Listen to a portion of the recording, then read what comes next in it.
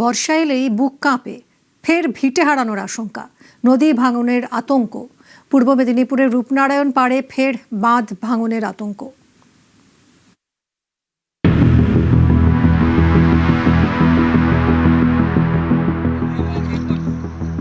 বছরের অন্য সময় শান্ত, বর্ষা এলেই ভয়ঙ্কর। দোরগোড়ায় বর্ষা, এখন থেকে সিঁদুরে মেঘ দেখছে রূপনারায়ণ পাড়ের বাসিন্দারা।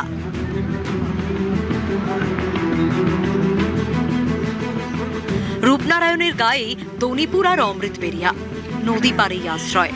বর্ষায় ফি বছরই রূপনারায়ণের পাড় ভাঙে, নদীর জলে ভাসে আশেপাশের 5 গা। তো প্রতি বছর নদী বাঁধ ভাঙে রে, প্রতি বছর তো লোক আসে রে সারাইতে, নামের ওই পেপার দিয়া মাটি দিয়া সারি দিল প্রতি বছর। আর আমরা এখানে গ্রামবাসী সব ভয়ে মরতেছি। নদী বাঁধের অবস্থা খুব বিপজ্জনক, খুব খারাপ অবস্থা। এই আর পরের কোটাল থেকেই শুরু হলো এই ভাঙা, আর রেহাই নেই। এবারে সব ভেঙে ভেঙে সব শেষ হয়ে যাবে, জল ঢোকা শুরু হতে চলছে। বৃষ্টি হলেই রূপনারায়ণ পাড়ে ভাঙন আতঙ্ক, বাঁধ ভেঙে নদীর জল গ্রামে।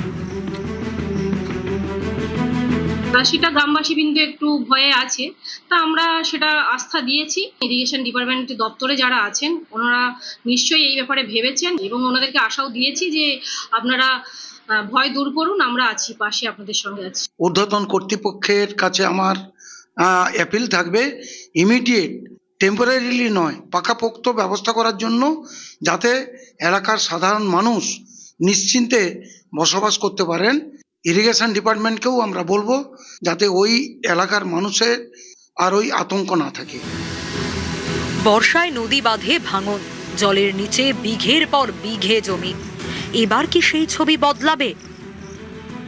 আর অস্থায়ী নয়, এবার নদী বাঁধ ভাঙন ঠেকাতে সরকার প্রশাসন স্থায়ী উদ্যোগ নিক চাইছেন নদী তীরবর্তী এইসব অঞ্চলের বাসিন্দারা। ক্যামেরায় সন্দীপ গুড়িয়ার সঙ্গে সুজিত ভৌমিক, নিউজ 18 বাংলা।